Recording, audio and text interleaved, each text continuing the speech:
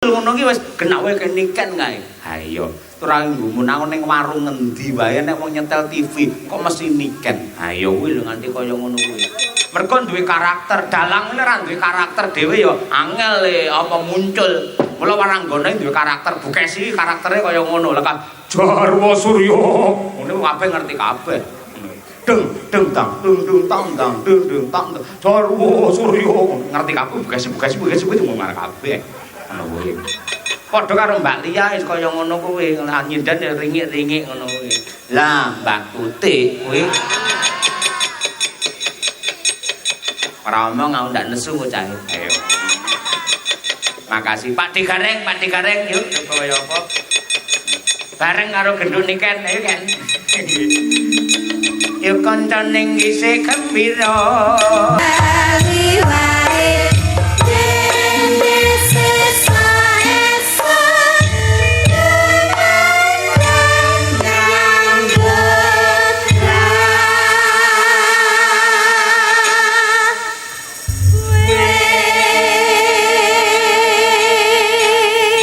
Pak Digareng mang komentari bab napa niki wau babakan Waranggana sing mempunyai karakter sendiri-sendiri ngoten niku wau niki miturut penemu kula Mas nggih dunia seni itu bisa dikatakan lumone ya iso diarani kejem kok saged lumone yen wis dadi iki rejeki banyu mili leres ning kejeme bila tidak bisa menimbulkan karakter pada dirinya, dia tidak akan muncul. Nggih. Oh, nadyan ayu, nadyan pinter ning yen ora duwe karakter ora bakal muncul ke permukaan. Nggih, leres. Nah, tadi pancen yo seni iki angel kok. Nggih. Saya bab ngene iki kaya awakmu ki statuse apa? Penyanyi apa sinden? Ya penyanyi ya sinden ya iso sembarang kalir. Oh, sembarang. Aku nek kon nyanyi ya nyanyi, dadi penyanyi ngono kae macak penyanyi iso. Nek kon dadi sinden ya macak sinden iso. Nah, saiki tak kowe kepengin dadi sinden kudu ngerti tegese sinden. Nah, ilmu iki. Yo, sinden ki siap menerima perintah atasan dalam hal ini dalang. Nggih. Den kuwi den sawang lan den rungokake suarane. Yen jaman biyen sinden gur dirungokke. Nek yen sinden saiki disawang mula do dandan ayu-ayu. Nah, beda dalang. Nggih. Daki dalam bekerja semuanya badan bekerja pula. Langkahnya selalu diikuti anak buah dalam hal ini yoga lan pesinden. Dalangi nadyan lungguh ning sak awak kujur nyambut gawe kabeh. Wiwit kene mikir, kene nyawang, kene ngrungokke, kene ngucap. Tangan atine rasane kecekel, tangane obah, sikile sik mancal, sik ngempet nguyuh barang lho. Kuwi tenan terjadi. Kuwi ya kerja lho. jenengan nate keblet pipis, Pak. Masalah mambengi demi Allah. Aku wis limbukane wis krasa nguyuh. Terus pripun, Pak? Lho tampet aku. Carane? Ya tampet piye carane? Lha piye? Lah kuwi anggere jingone lan duwe aji dhewe-dhewe duwe apa jeneng ilmu dhewe-dhewe ta kan. Nyuwun karo Gusti Allah ya Allah kula tasih nyambut damel ngantos enjing nyuwun pangampunten ampun ngantos menika mangke ngantos medal menang sampun dugi ngreya kali Bukesi ngoten nggih medal ngoten niku. Apane? Aku ora nyandak aku. Aku sing rampung wayangan lak yo mulih ning omah to, Nduk. Nggih. Teko omah karo Bukesi to mulih ku, mosok aku mulih karo sapa? Karo Bukesi. Lah teko omah terus aku pipis ngono lho. Apa ngenteni ning omah? Ya mula yen kowe jegur ning dunia ngene kudu ngerti bab dunia kaya ngene iki, dunia wayang kulit. Nggih. Wah, mbak-mbak wayang kulit iki kita tradisional sebetulnya ini modern lho. Alat iki modern. Nggih. Loh, iki jenenge apa iki? Alat iki? Gamelan. Gamelan ki basa apa? Basa Jawa. Basa Inggris. Kok iso basa Inggris? Gamelan ki basa Inggris. Game ki game, len ki garis. Dadi permainan sing nganggo garis utawa aturan gamelan game len. Wah, ngono. Wah, aku ki jane apa ora dosene aku dudu kowe. Ngono. Heeh. Dadi apa-apa ki ana tegese, Nduk. Heeh. Ora waton jenengke. Mula diarani apa ki? Sing nabuh apa ki jenenge? Gender. Lho, sing nabuh kok gender. Lah sampean duting apa? Ora sing nabuh ki jenenge apa? Yoga. Pengrawit. Pengrawit. Ki penabuh gamelan gaweane. Heeh. Ngraki ngracik notasi dadi gending sing kepenak dirungokke. Wiwit bonang nganti gong kuwi kudu kerjasama. Nah, kuwi. Oh, iki ngelmu tuwa iki. Iya. Ketemune ya ning kene iki. Kok tak catete. Ngono. Ayo, saka tuane amen tiba ae. Kowe ngerti iki jenenge apa? Dagelan. Ki dagelan ki dasare kudu lucu. Nggih. Gelem sinau nadyan wis payu. Lan Lancar lan urane rezekine ya gumantung sinaune kuwi. berarti semua orang itu meskipun udah tua jek enom karo sampai tua iki kudu sinau. Tetep sampai ke liang lahat paribasane ceceplah ngilmu. Oh, ki ngono ki kaya iki jujur. Ketoke kowe iki nadyan isih cilik ning lak bawahmu semene wis kaya cah dewasa. Wis duwe pacar apa urung? Urung. Aku ki ayu kaya ngene iki tapi ra ndek pacar lho. Ngene lho, wong lanang ki sing digoleki wong wedok ki telu. Apa? Ayu, Heeh. pinter, Heeh. gampang dihapusi. Lah masalahnya aku kira gampang dihapusi lho. Makane kowe gelem mau dihapusi. Lah nyapa? Ya mau.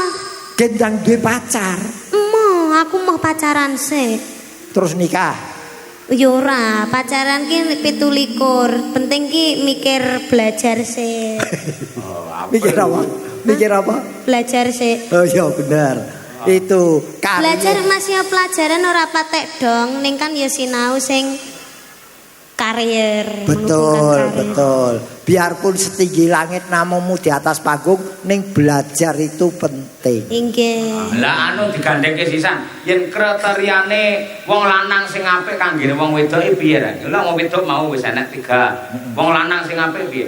Tanggung jawab, 1, melindungi, 2. Yang ketelu, gelem rekoso. kepapat. Telu wae aja papat. Yang keempat itu harus jujur. Lah Itu kuwi yang dicari. wong lanang jujur kuwi sing paling abot. Jujur dalam hal apapun, dalam hal sekecil apapun itu harus jujur. Dadi iki keterangane Niken wis memberi kriteria sapa sing gelem ngapeli dheweke iki kudu kaya ngono. Heeh, tambah jujur penting. Iki siji sing penting banget. Apa? Pak? Urip. Ana meneh siji neh, wong lanang kudu wedi karo bojone. Aku ki ambok ning panggung iki kaya singa paribasane ning omah ya kalah karo bojo. Ayo, padha aku ya ngono kuwi. Ngono kuwi. Oh, berarti semua takut istri. Hah? Semua takut istri. Orang kok takut istri, menghargai, menghormati.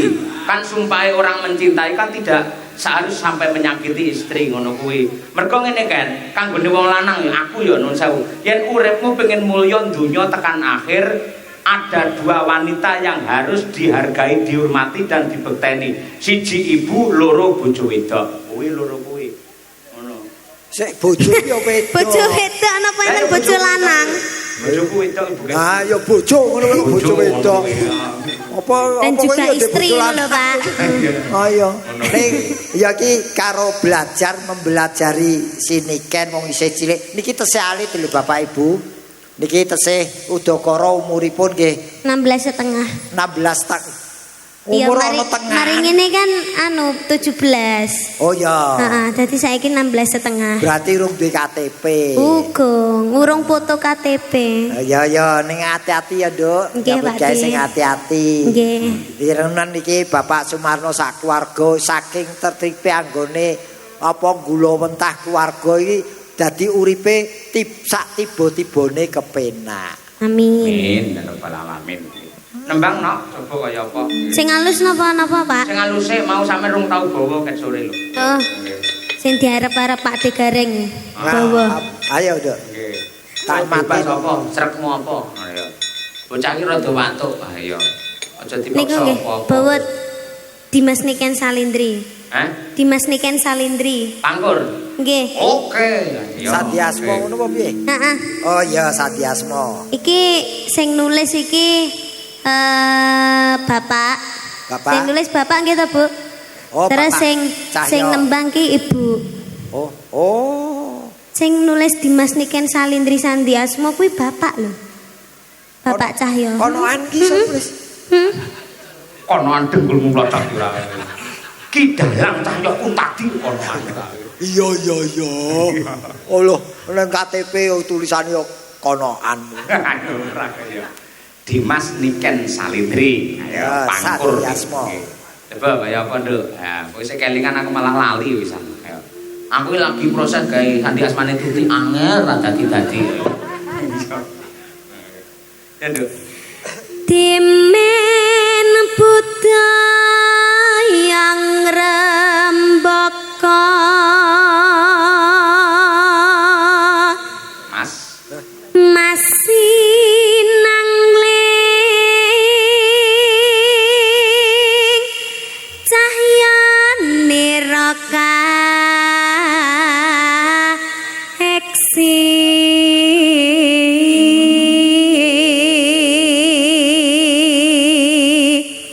Nih. Nimas mesti kaning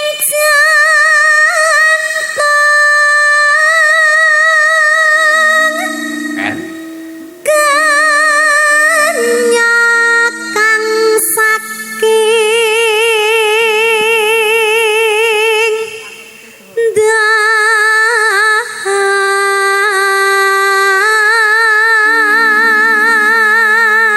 Penyo saka Ndawa tegese perawan saka Kediri. Kediri. Heeh. Sa? Salawi reng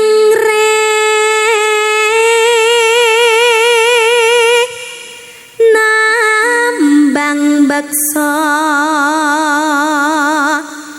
waska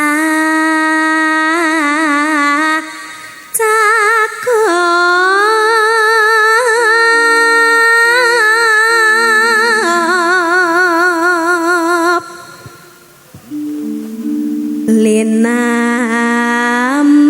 linambaran jiwa tama Terakhir Dri. driya sumarah mring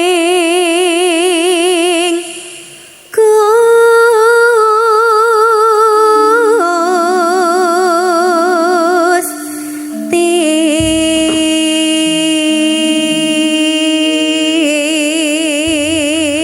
Nyuwun tepuk tangan Bapak Ibu dumateng Niken Salindri yo luar biasa. Apal to Nduk sampean lagune kuwi? Wah niku favorit kula ya Pak. Aduh, Nek dikengken aduh, bawa niku kula teng pundi-pundi mawon dalange siapapun kula bawa niku. Apa iya? Ora pengen mene royalti ning aku ngono. Ya Allah. Royalti ora kudu duwe. Lha napa, Pak? Lah bapak lek anune Bapak nyuwun apa to, Pak? Bapakmu ki royalno ngono lho. ora. Bapak Cahyo nyuwun apa to, Pak? Hah? Nyuwun apa? Ya ora apa kapan-kapan iki pentaso karo manyangkaran ning nggenku men tangga-tanggaku seneng ngono lho. Oh, siap. Aja larang-larang ya. Pun khusus jenengan gratis, Pak. Engko bintang tamu ya Pak Digareng. Pak, aku gawekno sik to. Niku nek campur sari mayangkaran niku mboten nusan damel dagelan niku pun gayeng kok, Pak. Eh, Oh, ta. Nggih, estu. Tanpa pelawak wis gayeng. Nggih, sudah. aku nyapu-nyapu ya iso kok. Nyapu apa? Oh, anggere kancane katut entuk rezeki kok kowe. Aku gawekno ku lho. Sadi apa kuwi? Sadi Sandi Asma. Kok Sadi Guna. Sandi Asma. Asma kira megeh-megeh. Sadi Asma. Lah wis tuwek kok. Lho justru sing tuwek iki biasane ditembangke Sandi Asma ngono kuwi dadekke dalange saya kuncara. Ayo brimob malih. SK. Maksudnya apa nak Cahyo? Apa nggih, Pak? Tibake apa? Anda langsung mawon nggih, Pak? Ana longso oke wis seneng aku kuwi. Lagam ki Nggih. Iya dong. cocok. Pokoke bangsa lagam tak dukung. Ayo. Ya tetep joget karenge ora ayo. Yo ana langsa coba. Yuk. Banget ora ngira nalangsa hatiku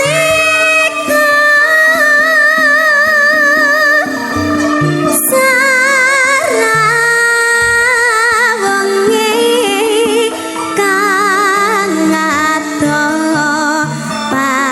papane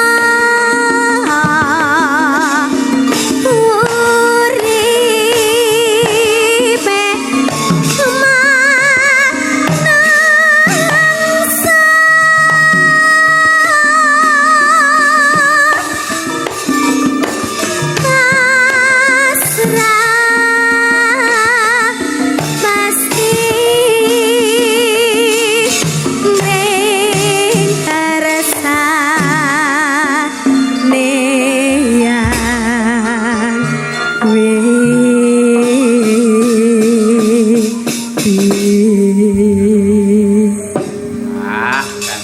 Karyane sapa ta Nduk iki? Hah? Karyane sing. Mboten ngertos, Pak. Wah, nggih. Mbah Narto Sabdo. Anarto Sabdo. Wah, elok tenan. Aku ya gumun ya ngatasi bocah iki rung lair lagu ki wis di gawe ning ya dheweke isih mersudi kepengin iso. Lah iya. Malah zaman saiki sing lagi hit-hit malah tembang-tembang lawas kuwi lho. Lawas. Nggih. Ngono nek ada ngono lagi hit meneh. Malah iso dadi sasmita sapa ngerti lah wayangan-wayangan sing model klasik iso hit meneh. Nggih. Ah, pancen sing lawas-lawas sing tukul kuwi lawas-lawas anu tambal ban kuwi. Heeh. Kuwi lagu lawas kuwi. Oh. Lha saiki rumah makan barang iki sing apa kuwi jenenge sing ber-AC terus sing mewah-mewah malah langka sing payu. Nek yen lesean terus gawe gazebo ngangge omah limasan malah sok akeh pengunjunge kaya ngono kuwi. Heeh, ya murah soalnya. Heeh, ngono kuwi. Nduk iso istirahat sik nduk bar iki. Kasih. Kasih bar iki ya. Ya, Apa ya? Nggih, mana, Pak? Selane nong winong ayo nong. pinong meneh. Pinong iki cah pati lho aku. Hah? Pinong iki cah pati. Tulung aku. Oh, cah pati. Kok iso? Urung tau dolan ning Winong to kowe. Wilayah to. Lah iya. Kono roko ya ana winong jetis kono. Oh, ana to. Ana, Oh, ya. iya. Tahu itu duit kok kono aku. Ayo. Ayo nong. Enak. Nong, nyat. Ayo. Ayo ngono. Kayak anu kayak pramugari pesawat selamat pagi. Saya baru bangun Pak, tadi baru ketiduran sakser gitu. Ngono kowe jujur, wong kanca-kanca ki rawane jujur kok malah kowe jujur. Nggak apa-apa, saya tuh anaknya jujur, baik hati, tidak sombong, nerima, apa-apa tak terima kayak gitu Pak. Saya tuh anaknya sangat-sangat, Masya Allah, tabarakallah. Ayo layak gampang kapusan karo wong lanang. Lah, ini lho Pak, astagfirullah.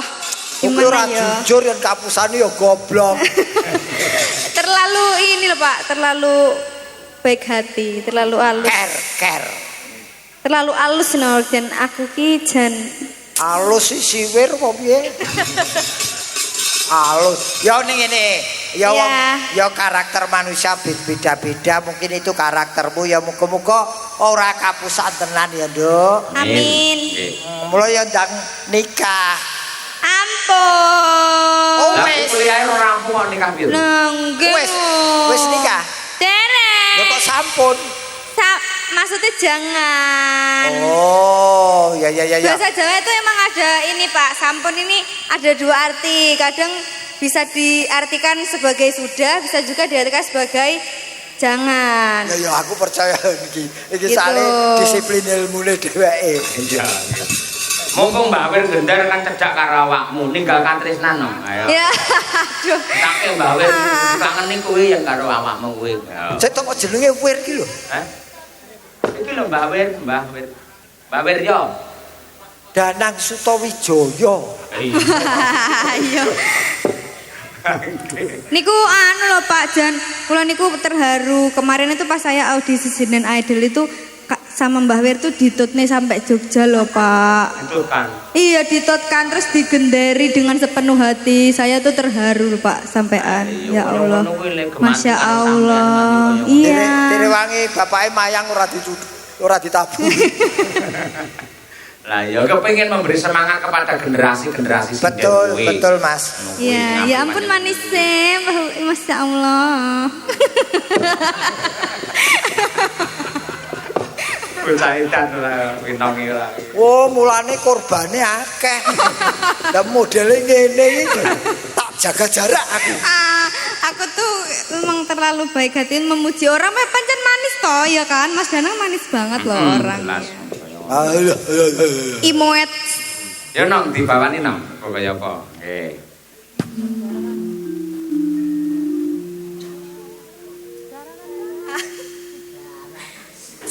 Jaranan dangdut kreasi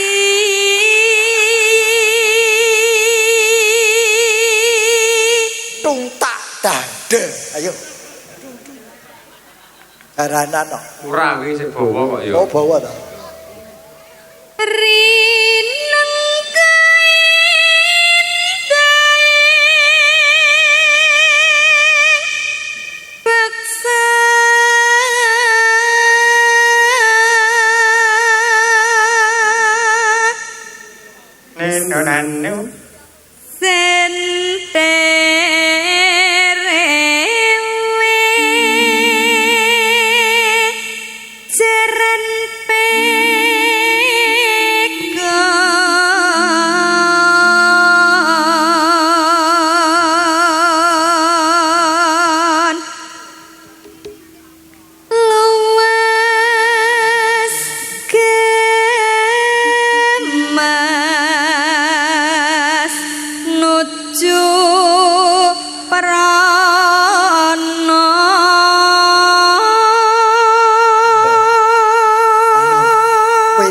Mirong lembang ki Pak sapa langsung maju lho. Oh, Pak Sumarno. Oh. Ya Kak. Pak Sumarno, Pak Sumarno.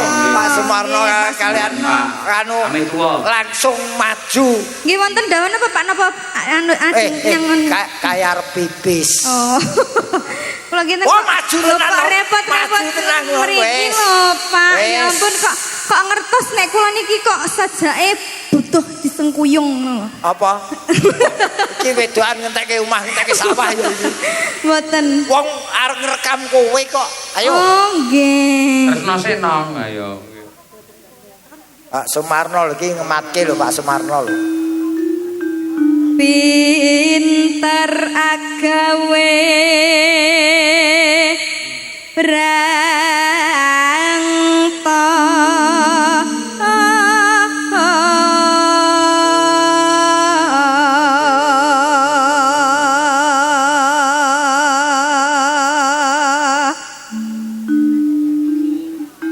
sinden winang tulung aku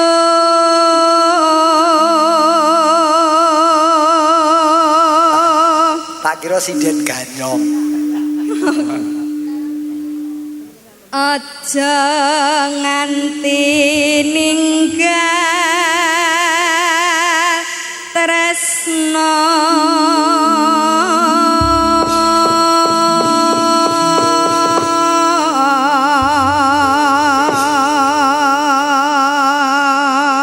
Inggih, mbok menawi Pak Sumarno badhe paring dawuh. nggih paling dawuh Kados pundi, Bapak? napa Badhe dawuh menapa?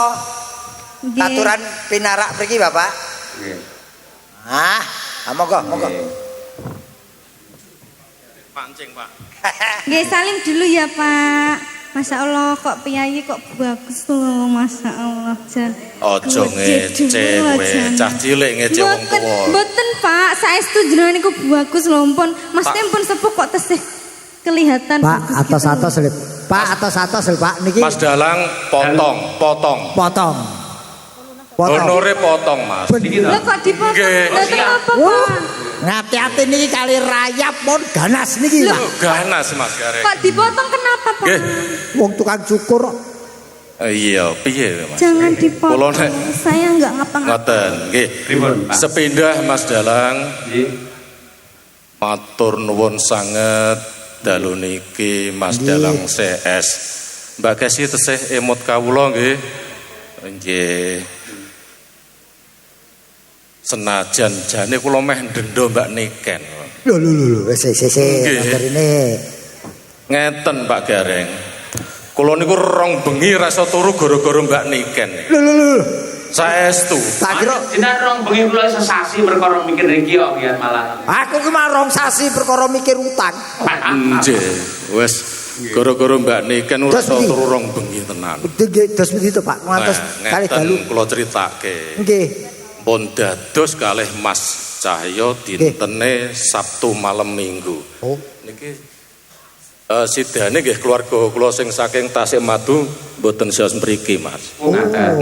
Nggih, nek malam Minggu kan libur. Nggih. Niki gandeng malam Setu nggih mboten sios mriki. Jane pomo malam Minggu dulur jenengan sing Tasikmadu saged mriki. Mriki, tapi kula niki malah alhamdulillah. Lah Jane malah sae lho, Pak. Lah ora Dulur jenengan benjing kan mriki, wong kula benjing prei payangan mriki. Pripun? Oh ngoten, Kula cocok dukung, niki. kula nggih prei, kula dukung. Ngeten Mas Dalang.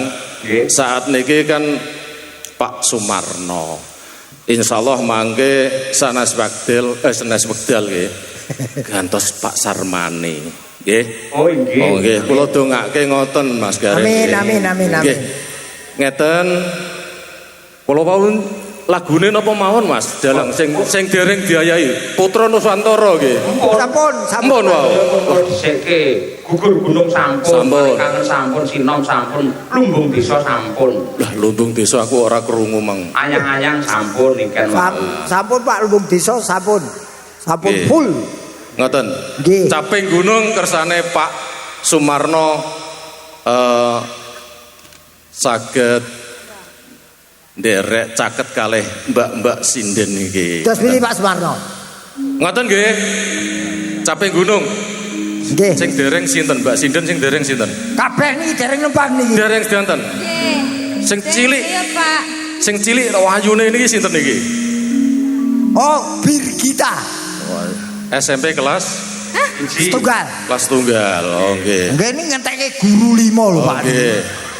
Nggih. SMP sampun mamah pacar. Niki kersane Caping Gunung sinten mangke sing sinten Mbak? Niki Vino. Ngoten jenengan nggih. Nggih, Caping Gunung riyen. Monggo. Nggih, terus Budi. Nggih, Caping Gunung. Nggih. Napa mlih Pak? Pun mumpung niki sing do melek, mengke delok meleh ngantuk lho. Oh nggih pun tapi matur nuwun. Wah, Pak Sumarno ngersakaken napa? Caping Gunung napa Helm Kota? Oh saentene. Oh, tak piyayi kaya ngono lho Pak Marno kuwi piyayi jan nyantet tenan pun to nderek pun sak wontene nggih. Anggo Caping Gunung anu bukan non. No. Oke. Yo. Dek jaman perjuangan jora kelingan anak lanang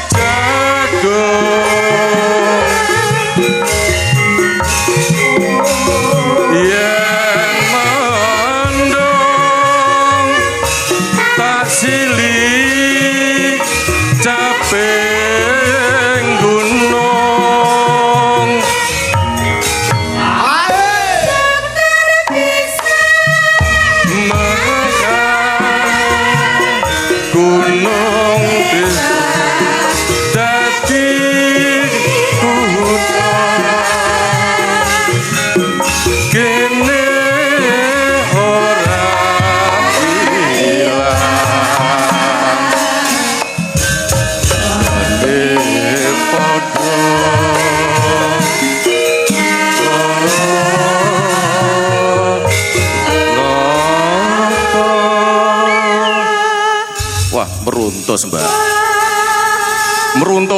Meruntus niki napa? Keringetan nggih. Nggih, saya sangat 13 tahun wis ora tau nyanyi malah. Masya Allah, Bengi-bengi tapi tengah saya wengi sangat kan. Pak menika matur nuwun, Niki Pak. dilajengke Setya Tuhu Mas Dalang nggih.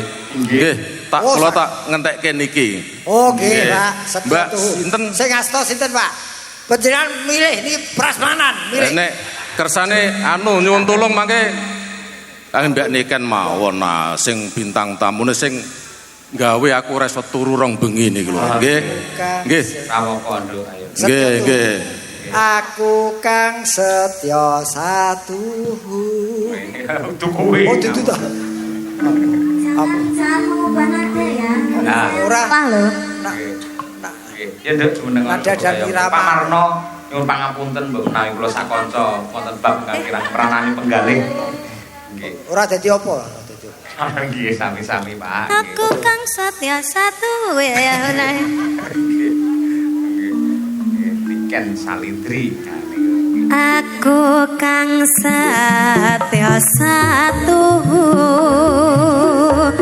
wit biyen nganti saiki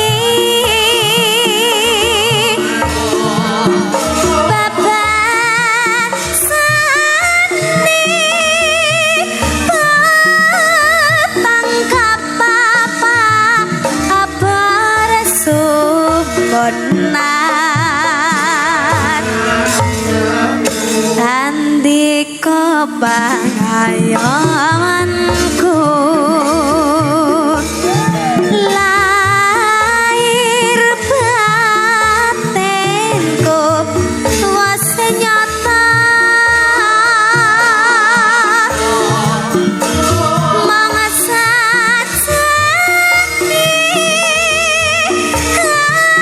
Andika samene kurang rano tanda jati pasang sene rika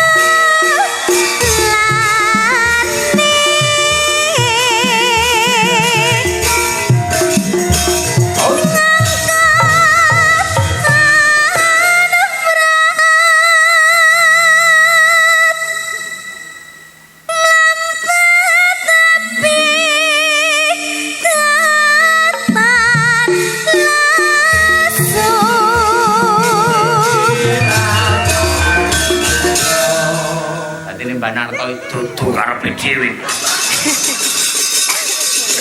Oke, terpengaruh kedangan yo masih lagam yo. Ki mau garapane Mas Nopal iki. Ah iya, tetep goyang, Duk. Ayo. Itu. Andika pangayomanku lahir batinku wis nyata banyu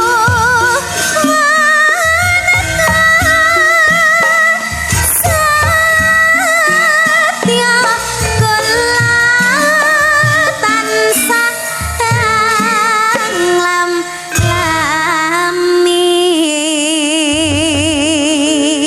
Terima kasih banyak Pak. Mugi-mugi Matur sehat nuwun. selamat wilujeng awet le momong anak putune mugi-mugi mboten kapok lan benjing. Amin, Taun ngajeng nanggap malih nggih Pak. Amin. Lek iso mboten taun ngajeng tapi bulan depan. Amin, amin, amin, amin. Amin ya. Matur nuwun, Pak Marno. Lanjut nggih Pak. Lagune sing jigrang nggih Pak. Nggih, nggih manut kula nggih Pak, nggih, nggih.